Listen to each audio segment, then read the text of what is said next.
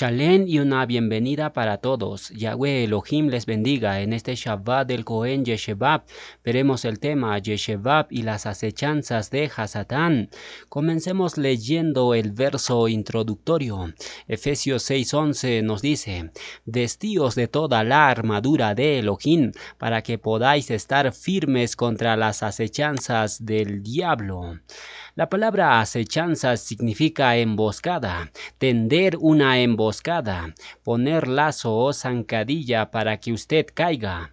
¿Por qué Shaulo dice? Para que podáis estar firmes, porque Hasatán te está cazando. Kefas lo dice de la siguiente manera.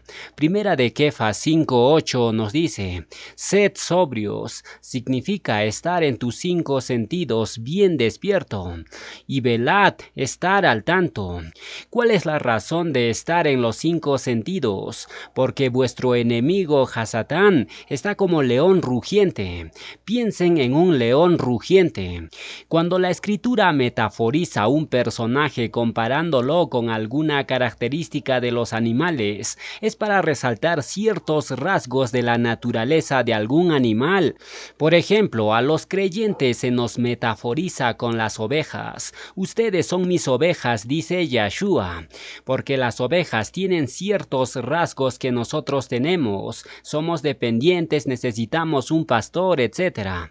Ahora, el león tiene muchas características y entre ellas es que es un cazador y depredador. Pero ¿cómo caza el león? El león caza acechando, se agazapa y empieza a acechar a su presa. Los leones, al igual que todos los felinos, tienen mucha fuerza y velocidad, pero ellos no pueden mantener una persecución detrás de su presa de manera constante.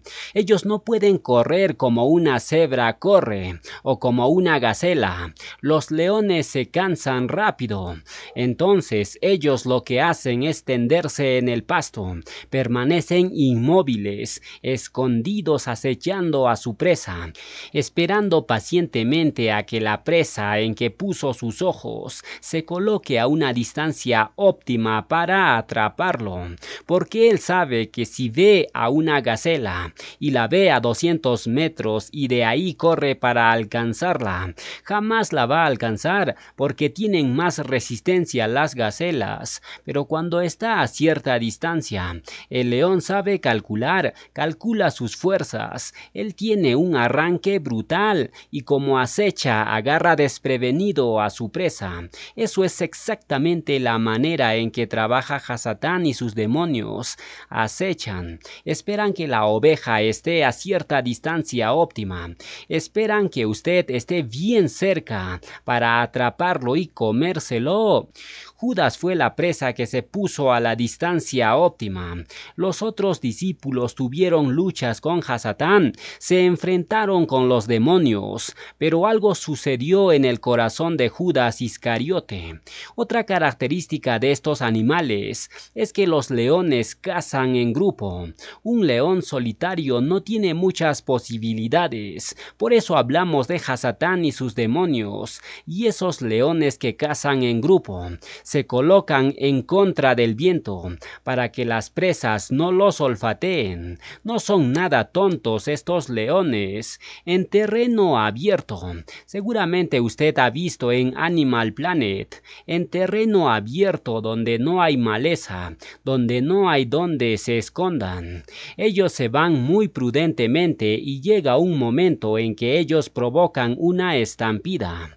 Al provocar la estampida, ellos se empiezan a fijar en los más tiernos, en los más débiles o en los que andan solitarios por ahí y se abalanzan sobre ellos. Eso es exactamente como trabaja Hasatán y sus secuaces. Muchas asambleas han sido afectadas porque Hasatán provoca estampidas y hay ovejitas débiles. Otros están enfermos y otros andan solitarios. Esos son los favoritos de de Hasatán. Por eso el Bri Hadashah dice que no debemos dejar de congregarnos como algunos tienen por costumbre. Usted no puede solo, necesitamos estar en asamblea y usted necesita tener amigos creyentes. Ahora bien, hay unos textos que vamos a ver donde Shaulo también nos habla de que no ignoremos las maquinaciones de Hasatán. En 2 de Corintios 2:11 nos dice, para que Hasatán no gane ventaja alguna sobre nosotros. ¿Acaso Hasatán puede ganar ventaja? Sí puede, porque como acecha te agarra desprevenido. Piensen en esto. En el mundo animal, los mismos animales andan en manada, y mientras algunos están comiendo, los otros están con los oídos atentos y mirando si hay un león cerca, y cuando oyen cualquier sonidito de algo que se arrastra o ven al león, empiezan a hacer sonidos de alerta a los demás. Entonces los demás animalitos se ponen al tanto. Sin embargo, siempre hay distraídos que siguen comiendo sin preocupación y son ellos los primeros en ser devorados. Eso les pasa a algunos creyentes. Se les da la voz de alerta, se les da la advertencia de que tengan cuidado, pero ellos oyen y siguen comiendo. Se hacen los locos o hacen la vista gorda y viene el enemigo y se los devora.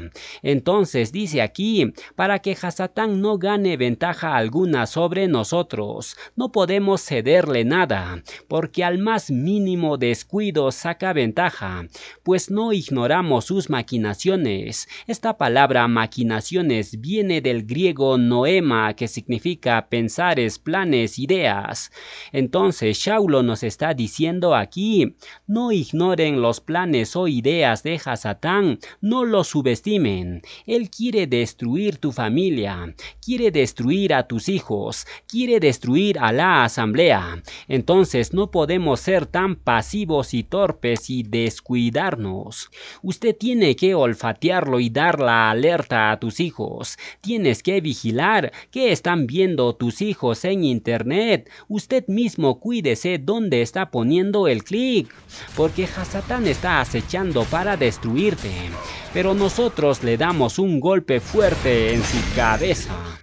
Entonces no dejemos que Hasatán gane ventaja sobre nosotros. Antes de hacer las cosas pensemos lo que vamos a hacer.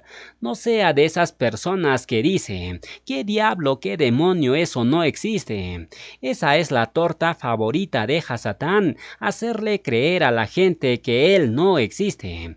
Pero la escritura dice, no ignoremos, no lo subestimes, porque él tiene planes para matarte. En 2 de Corintios 10:3, Shaulo nos habla de algo muy importante que tenemos que entender. ¿En qué consiste y cómo es que se da la lucha Harruajín? El texto dice lo siguiente, pues aunque andamos en la carne, no militamos según la carne, porque las armas de nuestra milicia no son carnales, sino poderosas en Elohim para la destrucción de fortalezas. Entonces Shaulo dice aquí, las armas, no piensen en un rifle, en una metralleta o cañón, bombas, pistolas. En los tiempos escriturales eran hondas, espadas y lanzas, otro tipo de armas. Pero fíjense cómo dice Shaulo, porque las armas de nuestra guerra. Shaulo habla de armas de la luz. En otra parte dijo que tenemos que andar con armas a diestra y siniestra, es decir, en las dos manos. Ahora sí, como los pistoleros del occidente, con 2 pistolas, una en cada mano, porque Hasatán anda acechando. Nosotros no podemos ser pasivos en eso. No podemos decir, no, pues yo no me meto con él. Es más, yo hice un trato con él. No te metas conmigo y yo no me meto contigo. No, no hay pacifistas en el ejército de Elohim, porque si usted no le da un golpe fuerte a Hasatán, él te va a tirar golpes hasta matarte. ¿Y cómo vas a defenderte? Tienes tienes que tener armas. En una batalla están ambos bandos, se lanzan flechas unos a otros. Ambos tienen armas de ofensiva y defensiva. Es lo mismo. Nosotros tenemos armas de ataque y armas de defensa. Y Hasatán no se imaginan las armas que tiene. Posee todo un arsenal. Escuche bien, las armas de Hasatán son los pensares y las ideas. Ese es su arma preferida. Ahí es donde Hasatán ha logrado filtrarse, y de eso vamos a abundar bastante. Sigamos leyendo, porque las armas de nuestra milicia no son carnales. Aquí carnales significa, no son de la sabiduría humana, porque la sabiduría de Hasatán y sus demonios es mayor a los humanos. Por tanto, necesitamos armas más poderosas que el enemigo, porque las armas de nuestra milicia no son carnales, sino poderosas en Elohim. Aquí la frase, armas no carnales, sino poderosas en Elohim. ¿Sabes a qué se refiere? A los pensares de Yahweh Elohim, a los argumentos de Yahweh, a los planes, a las ideas que vienen de la mente del Creador, porque en realidad la verdadera guerra Harruajim es de pensares, de ideas, de argumentos. Vamos a seguir leyendo y comprobar lo que dijimos, porque las armas de nuestra milicia no son carnales, sino poderosas en Elohim para la destrucción de fortalezas. Digan todos fortalezas. Previo a la palabra fortaleza está la palabra destrucción. Eso habla de violencia. Es una violencia Harruajim, obviamente, porque humanamente nadie le va a golpear a nadie. No andamos en guerra ni golpeando gente, ni nada por el estilo. Pero en sentido Harruajim no podemos ser pacifistas. Hay una lucha, hay una guerra que es real, que es de todos los días. Entonces, si Hasatán y sus demonios que pululan en nuestra atmósfera nos quieren destruir, y él anda como león rugiente acechándonos, Yahweh nos ha dado armas, no nuestros propios pensares y estrategias, sino las armas son de él para destrucción de fortalezas. La palabra aquí fortalezas en griego es ojuroma, que significa argumentos, ideas, pensares. ¿En dónde atacó Hasatán a Yahshua? En la mente. Era una guerra de ideas. Di que estas piedras se conviertan en lejem. No solo de lejem vivirá el hombre. Era una lucha de ideas y argumentos. Todo esto te doy si postrado me sirves. Escrito está Hasatán, a Yahweh tu Elohim servirás. ¿Ven cómo era una guerra de ideas y argumentos? Entonces, cuando aquí habla Shaulo de armas para destrucción de fortalezas, está hablando de los argumentos de Yahweh contra las fortalezas. ¿Qué son las fortalezas? Son las ideas en las mentes de las personas, son las ideas y los pensares nacidos, muchas veces en la propia mente humana, y otras son pensares inspiradas por el propio Hasatán. El Bri Hadashah lo llama doctrina de demonios. ¿Qué es una doctrina? Es un conjunto de ideas sobre algo. Entonces las fortalezas están en las mentes de las personas. Usted puede hacer plegaria y decir, yo derribo la fortaleza del alcoholismo de mi abuelito, que se toma 1 litro de tequila a diario, y usted puede estar ahí derribando y derribando entre comillas, y su abuelito sigue bebiendo y bebiendo. ¿Por qué no pasa nada? Porque la manera de derribar esa fortaleza es proclamándole los argumentos, las ideas y los pensares de Elohim, que es la Besorá. Y cuando usted le dice, Yahshua murió por tus transgresiones, los borrachos se irán al lago de fuego, ese es un pensar, y el otro dice, no, el Creador es bueno, es otra idea de él, y empieza la guerra. Por eso es que cuando se proclama la Besorá en cualquier asamblea, hay gente que asiste a la asamblea que no le gusta oír el mensaje. Qué curioso, ¿cierto? ¿Por qué? Porque son evidenciados en sus pensares. Usted trae los suyos y yo traigo los míos. Entonces, cada vez que un proclamador expone la palabra, ocurre una guerra de ideas. Por ejemplo, cuando enseñamos hablemos acerca del planeta Nibiru. Yo sabía que había ideas en la mente de ustedes. Algunos dijeron, está exagerando este amiguito. ¿Cómo que un planeta gigante va a acercarse a la Tierra y lo va a succionar? Son fantasías. Mejor me voy a otra asamblea donde sus ideas sean más suaves. Esas ideas vinieron de tu propio pensar, o quizá Hasatán te puso esa idea para que te descuides y luego devorarte. Destrucción de fortalezas. Entonces, cuando usted conoce la verdad y lo asimila, Yahweh destruyó esas fortalezas de error que había en tu mente. Todos esos argumentos errados, Yahweh lo derribó con sus propios argumentos. Entonces, déjense de esas guerritas de tirar balas, porque no va a pasar absolutamente nada. Vaya con la persona y háblele de la Besorá, que son ideas de Yahweh.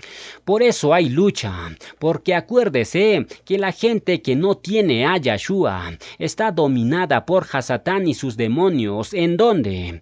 Cegó el entender y sus pensares, para que no les resplandezca la Besorá.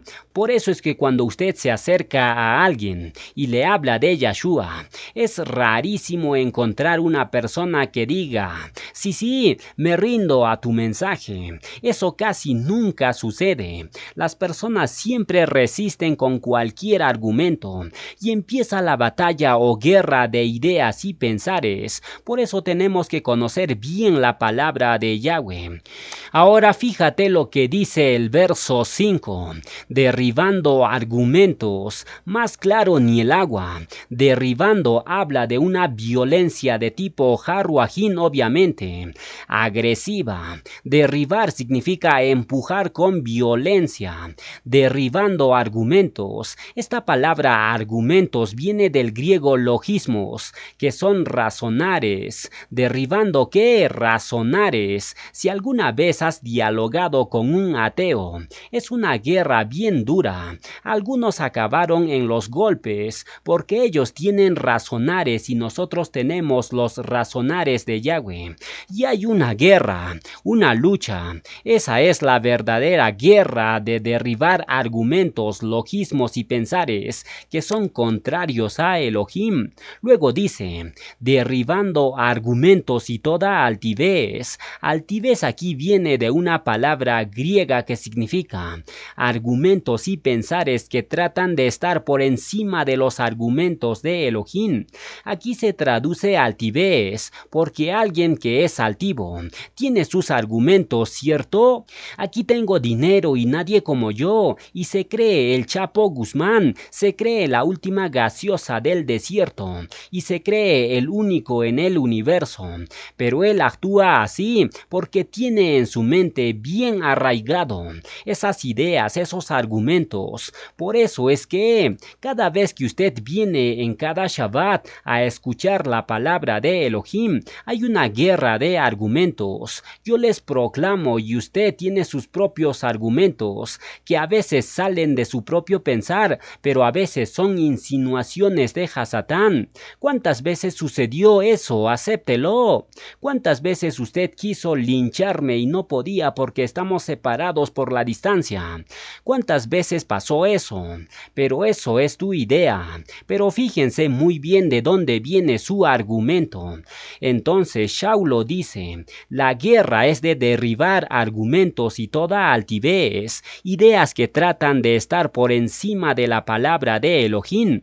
Por ejemplo, con que Elohim nos ha dicho, si comes del fruto de este árbol te mueres. ¿Qué contestó Java? Sí, así dijo Elohim. ¿Y qué le dijo Hasatán? No te mueres. Ahí ya hay un conflicto. Yahweh dice, comes y te mueres. Hasatán dice, comes y no mueres. Ahí está el conflicto. Son totalmente distintos los pensares. Ahora, ¿a quién le va a creer usted? Ese es el punto. Por ejemplo, un joven puede venir y decir, tengo una novia pagana, pero es muy bonita. La situación es fácil de resolver. ¿A quién le vas a creer? ¿A tu propia mente carnal, inspirado por Hasatán, o a Elohim? El joven va a decir, qué difícil, porque estoy enamorado enamorado de la muchacha.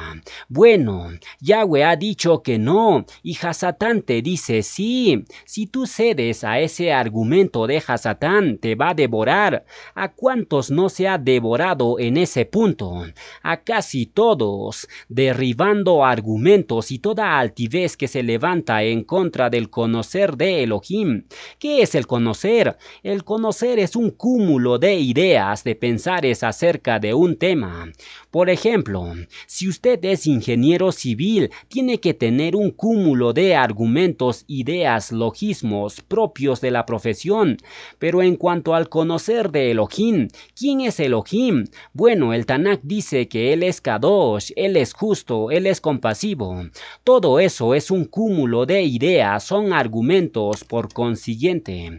Todo pensar, idea, argumento, logismo, que vaya en contra del Tanakh, no es de origen celestial, es de origen satánico.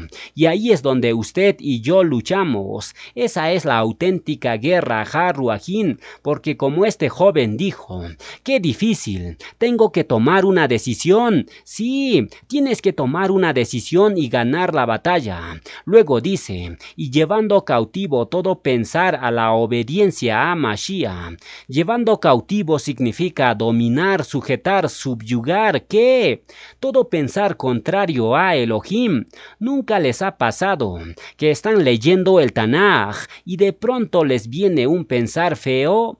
Eso es una reacción de la mente, pero hay que tener mucho cuidado en darle rienda suelta a ese pensar, porque ahí es la batalla de Hasatán. Todos los ataques de Hasatán tienen que ver con argumentos, absolutamente todos.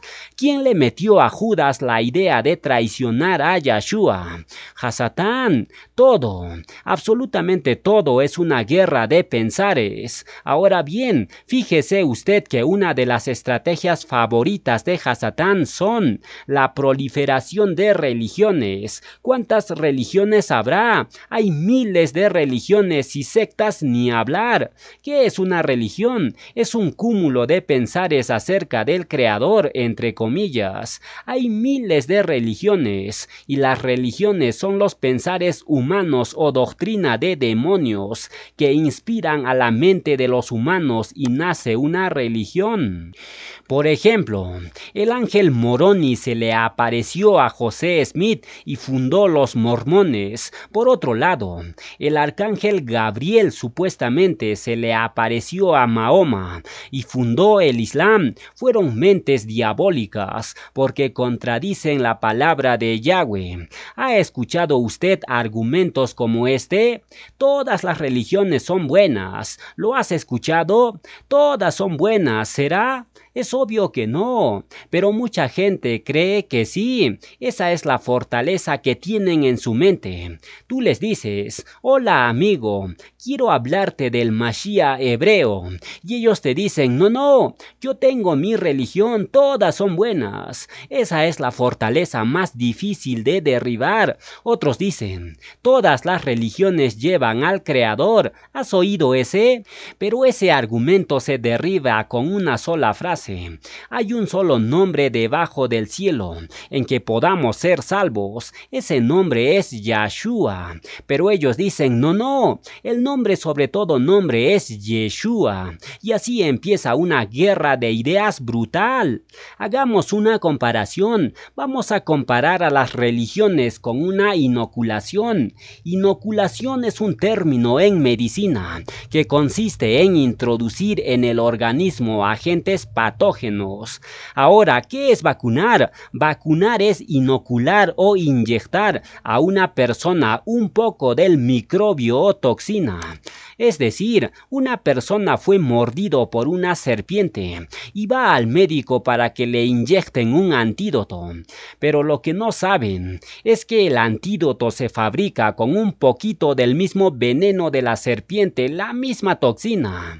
¡Qué cosas tan extrañas, cierto? Pero esto tiene mucho sentido, amigos. Así son las religiones. Te dan un poquito del Creador, pero te inmunizan contra Elohim. En 2 de Corintios 11:3, Saulo muestra su temor y preocupación. ¿Por qué? Vamos a leerlo. Pero tengo miedo de que les pase lo mismo que a Java. ¿Qué le pasó a Java? Fue engañada por la astuta serpiente. ¿Por qué la engañó? Por varias razones. Número 1, porque estaba sola, estaba solita. Adán a lo mejor estaba por allá labrando el huerto. Escucha lo siguiente: nuestra situación más vulnerable es cuando estamos solos. Esa es la situación más peligrosa. Cuando usted está solo en su cuarto o va manejando solo en la pista, esa es la condición más vulnerable que tenemos. Si usted está solo en su casa, no está su cónyuge, tenga mucho cuidado. Fíjese bien qué es lo que está mirando en su celular o laptop. Fíjese bien dónde va a teclear. Póngase alerta, porque la serpiente muerde para matar. Entonces Saulo está diciendo: yo estoy preocupado de que ustedes, amiguitos corintios, sean engañados así como la serpiente engañó a Java, y dejen de pensar. Ahí está la clave. Hasatán ataca tu pensar, y si estás solo corres más riesgo de ser engañado. Java no tenía por qué separarse de Adán, su esposo, pero ella pensó diciendo: no pasa nada, no necesito de Adán, yo puedo cuidarme sola. Y miren cómo terminó, engañada y seducida. Java tenía que haber pedido permiso a Adán diciendo: Adán, ¿puedo caminar sola un momento? Y Adán le hubiera dicho: no, Java, es peligroso estar solo. Pero Java no hizo eso. Ella pensó: ¿qué tal si hoy camino sola? Un solo pensar le llevó cerca del árbol prohibido y ocurrió el desastre. Por eso tienes que cuidar lo que piensas, algo que está inmortalizado en el siguiente verso.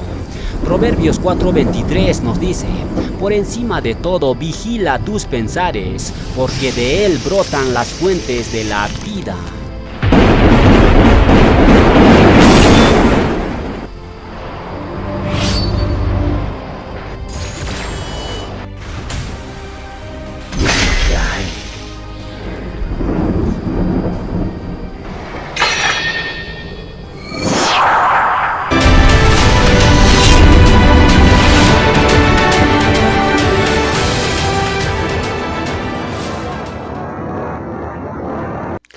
Vamos a continuar la enseñanza en este Shabbat. Ahora veremos las armas de guerra.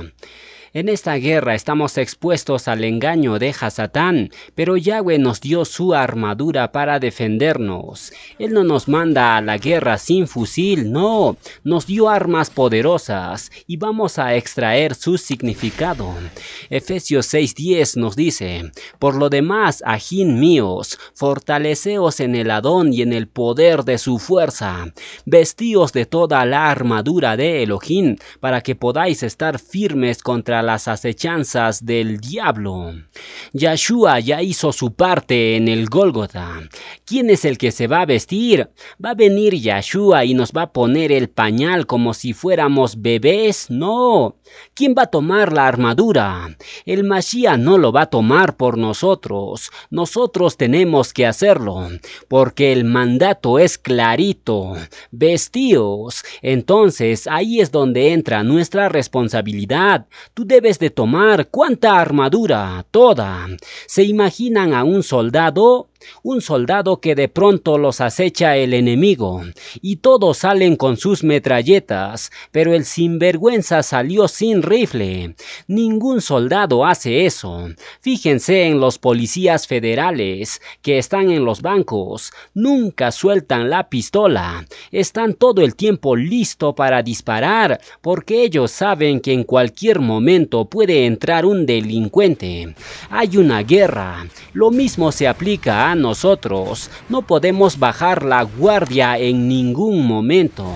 Luego dice el verso 12, porque no tenemos lucha contra sangre y carne, sino contra principados, contra potestades, contra los gobernadores de las tinieblas de este siglo, contra huestes espirituales de maldad en las regiones celestes. La palabra principado en griego es arge, que significa literalmente jefes espirituales que dominan las mentes.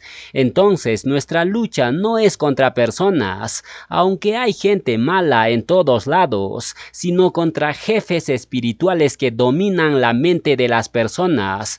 Esa es nuestra lucha contra potestades. Exousia es la palabra griega que traduce potestades y significa entes espirituales que controlan y manipulan la mente. Y finalmente la palabra gobernadores en griego es cosmocrator, que significa dictadores. ¿Qué es un dictador?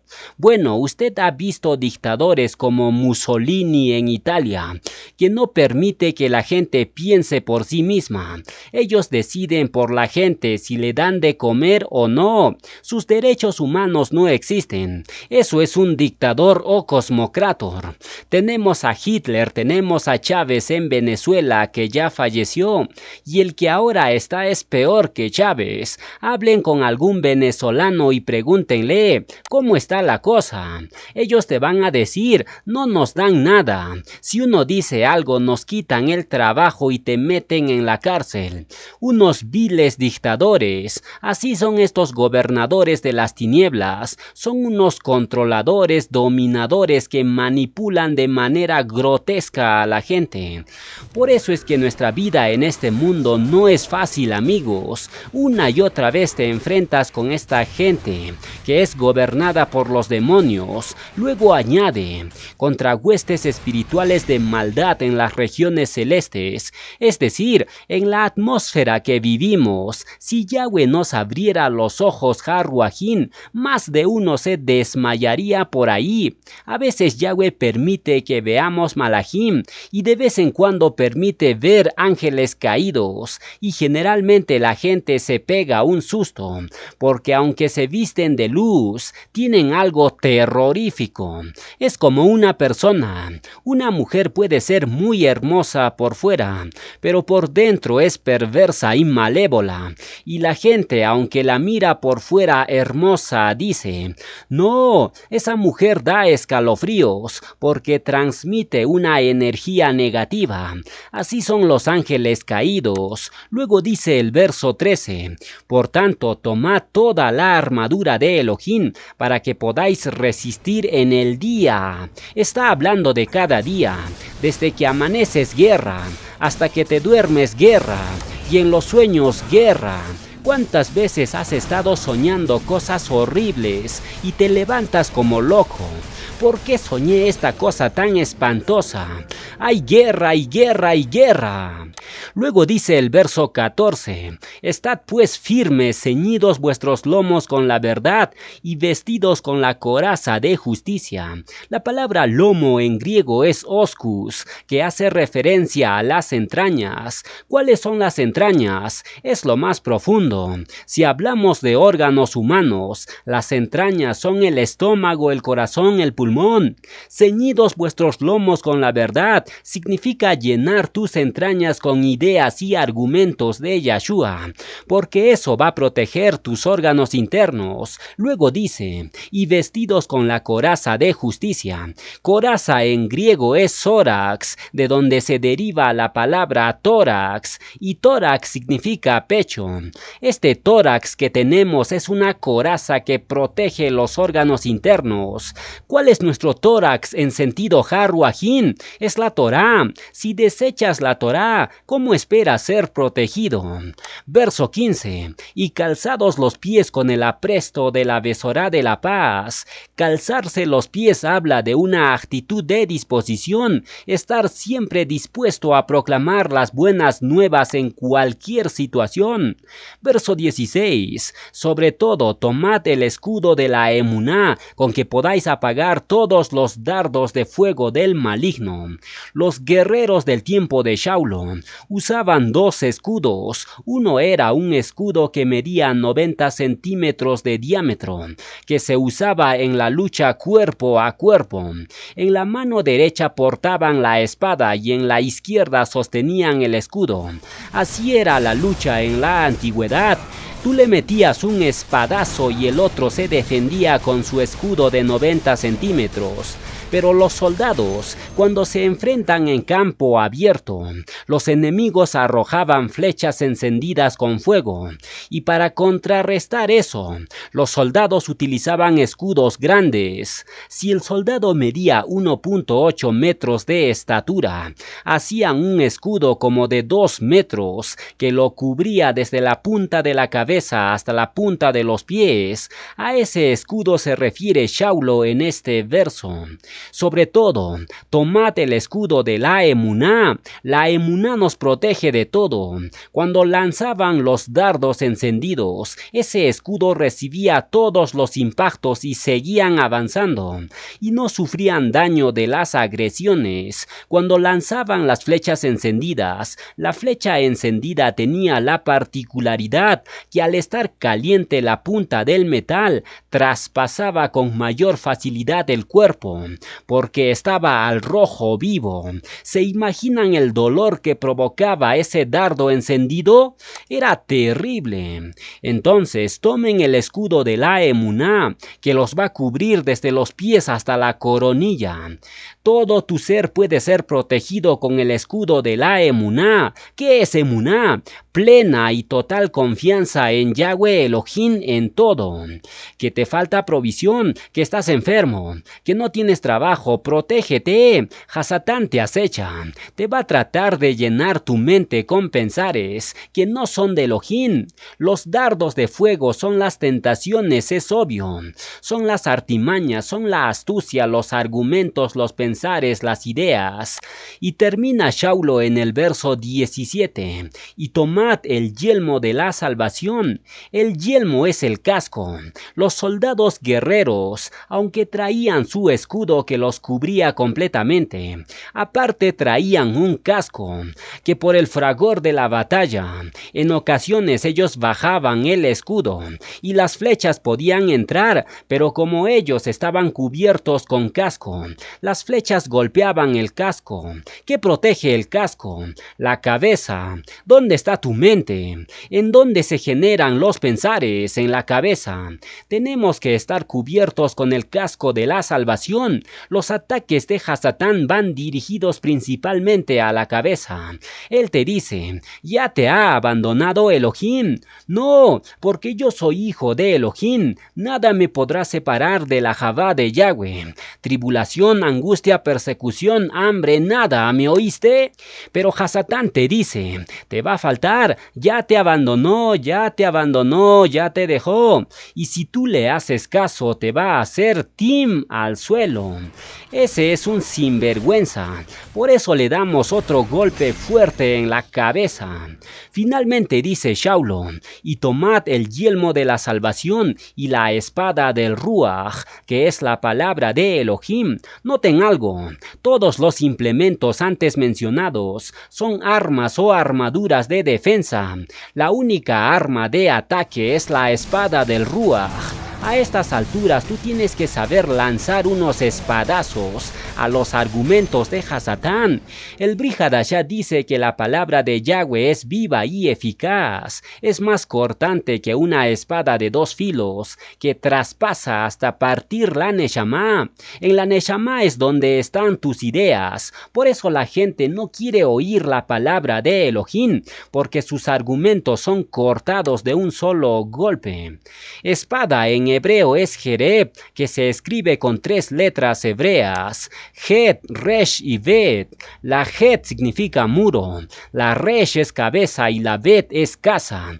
Por ende, pictográficamente hablando, la espada es un muro que pone la cabeza de la casa. Por eso Yahweh puso una espada en el jardín del Edén cuando Adán transgredió. Era para proteger el árbol de la vida. Entonces, la espada es sinónimo de protección. No se imaginen que si una persona porta una espada, es un asesino o criminal que quiere matar. No, es cierto que la espada en manos equivocadas se convierte en un arma de iniquidad, pero la definición primordial de espada es protección. ¿Qué representa la espada? La palabra de Yahweh. Es decir, si tú estudias constantemente la palabra, la misma palabra te va a proteger, pero si ni siquiera lo miras, eres un soldado sin rifle, pues amiguito. ¿Qué vas a hacer en el campo de batalla sin rifle? No sirves para pelear en las filas de Yahweh Elohim. Yahweh está buscando guerreros que no le teman a Hasatán. Un soldado va a la guerra con la posibilidad de perder su vida. Si tú quieres salvar tu vida, lo vas a perder, pero si pierdes tu vida luchando la buena batalla, entonces la vas a salvar. Si Ben Yahshua usó términos militares para anunciar su Besorá, saca tu espada y comienza a luchar. Ahora bien, la palabra Jereb, traducido como espada, tiene un significado interesante si permutamos sus letras. Jereb se escribe con 3 letras hebreas, Het, Resh y Bet. Permutamos la Bet y la Resh y se forma la palabra hebrea Javer, que significa amigo. Es decir, la espada es tu mejor amigo, no lo puedes soltar ni un momento. Yahshua dijo, ustedes son mis amigos, ya no los llamaré siervos, ahora serán mis amigos. En otras palabras, si tú eres amigo de Yahshua como Abraham, entonces Yahshua te dará su espada. Es decir, Yahshua te va a dar argumentos para derribar toda idea que se levante en contra de la palabra. Entonces, la espada es sinónimo de amigo. Si tú eres amigo de Yahshua, tienes su espada. ¿Y cuál era la clase ministerial que portaba una espada? La clase de Yauyarib. De hecho, Yauyarib significa los defensores de Yahweh, los que pelean a favor de Yahweh. Ahora veremos la espada de Hasatán. Para ello examinaremos la Iglesia Católica Romana. Esta iglesia es la más grande del mundo, con aproximadamente 1.3 billones de miembros. La Iglesia Católica nació con Constantino en el 325 después de la Era Común. Su canon consta de 73 libros, es decir, tiene 7 libros adicionales al canon que conocemos. Estos libros adicionales son apócrifos y son los siguientes: Tobías, Judith, Sabiduría, Eclesiástico, Baruch, Primera de Macabeos y Segunda de Macabeos. Estos libros adicionales de la Iglesia Católica se escribieron durante los tiempos de Malaquía y el Mashiach. Esto es muy importante notar porque es posterior al momento en que se completó el Tanaj. De hecho, este periodo entre Malaquía y el Mashiach es considerado como los 400 años de silencio, porque ningún profeta de Yahweh escribió durante ese tiempo.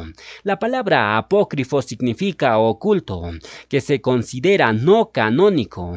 Es importante conocer la definición de la palabra canon. Canon en griego significa dispositivo de medición, no muy diferente de la forma en que usamos la palabra hoy. La palabra canon ahora se refiere a un libro inspirado por Yahweh y pertenece a la escritura. Existen más de 11 libros deuterocanónicos o apócrifos, pero la Iglesia Católica declaró que 7 de estos libros son canónicos en su Concilio de Trento. Sin embargo, cuando lees estos libros, te das cuenta que están lejos de la verdad. ¿Por qué la Iglesia Católica defiende los apócrifos?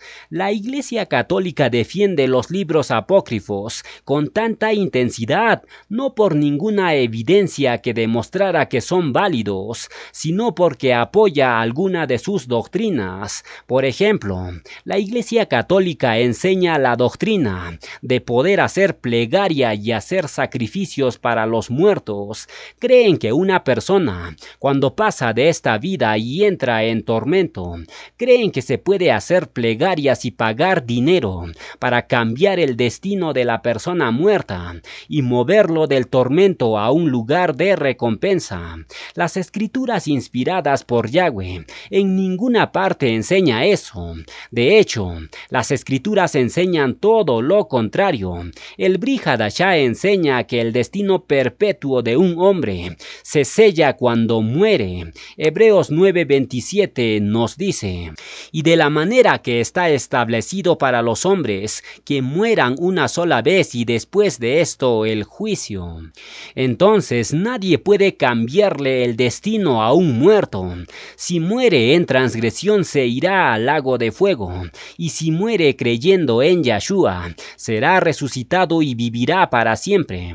Ahora escucha esto de los libros apócrifos. Estos textos tratan de justificar esta falsa doctrina.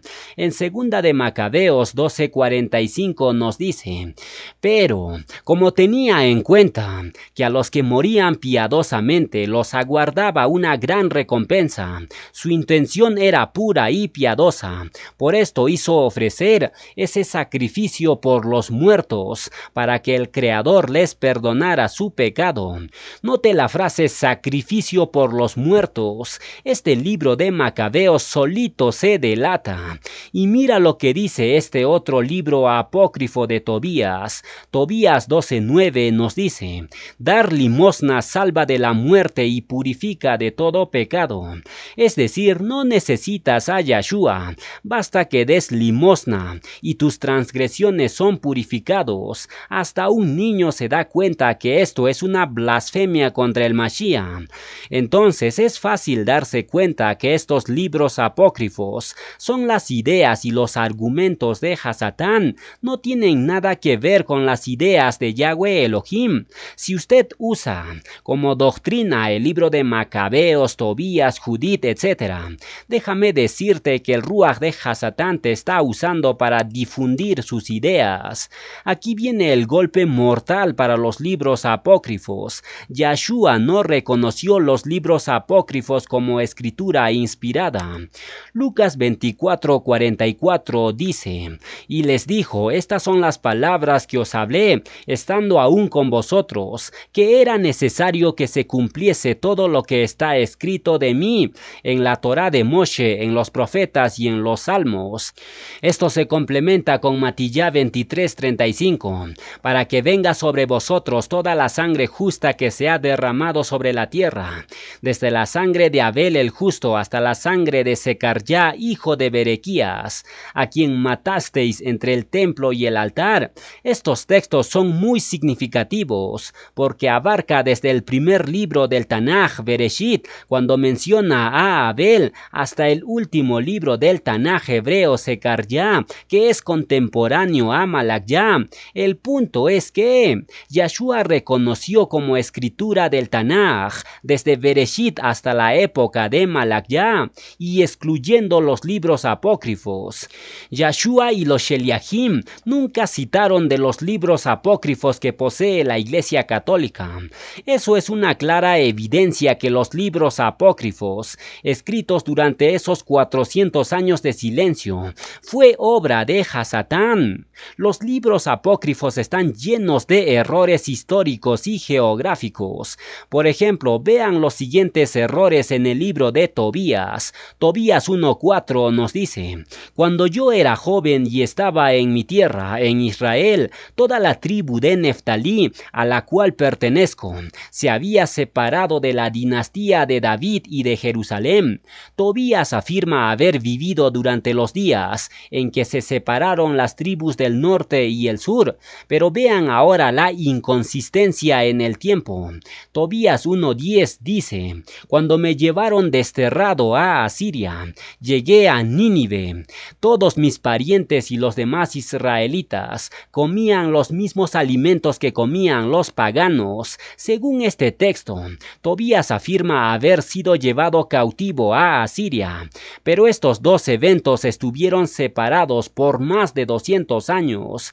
¿Cómo pudo vivir Tobías por más de 200 años? Otra vez el libro de Tobías se delata y queda evidenciado que fue inspirado por Hasatán. Veamos otro libro de Hasatán. Judith 1:1 nos dice: cuando Nabucodonosor estaba en el año 12 de su reinado sobre los asirios en Nínive, su capital, Arfaxad era el rey de los medos en Ecbatana. El libro apócrifo de Judith tiene al rey babilonio Nabucodonosor gobernando en Nínive sobre los asirios, pero en realidad Nabucodonosor era rey de Babilonia, no de Asiria. Entonces estos libros apócrifos están llenos de errores porque su inspirador fue Hasatán. Veamos otra porción de Tobías donde Hasatán introduce una herejía. Tobías 6 del 1 al 8 menciona cómo preparar una poción mágica para ahuyentar a los demonios. El libro menciona que si un demonio te atormenta, debes sacarle el corazón y el hígado a un pescado. Luego lo asas al fuego y ese demonio, cuando olfatee ese aroma, nunca más volverá a atormentarte. Ahí se menciona claramente una poción mágica, lo cual significa que el libro de Tobías es un libro de hechicería. ¿Qué hacen estudiando estos libros? La hechicería y brujería son aceptados en los libros apócrifos, pero son prohibidos por Yahweh. Devarim 18:10 nos dice: no sea hallado en ti quien haga pasar a su hijo o su hija por el fuego, ni quien practique adivinación, ni agorero, ni sortílego, ni hechicero, ni encantador, ni adivino, ni mago, ni quien consulte a los muertos. Entonces está demostrado con la escritura que las ideas y los argumentos de Hasatán están plasmados en estos libros apócrifos. Cuídate de leer estos libros, no sea que Hasatán te engañe como lo hizo con Java. Si quieres adquirir auténtica sabiduría, deja los apócrifos y comienza a estudiar la Torá. Salmo 119:97 nos dice: oh, cuánto amo yo tu Torá, todo el día es ella mi meditación. Me has hecho más sabio que mis enemigos con tus mandatos, porque siempre están conmigo. Mis ojos pondré en los fieles de la tierra para que estén conmigo. El que ande en el camino de la perfección, este me servirá.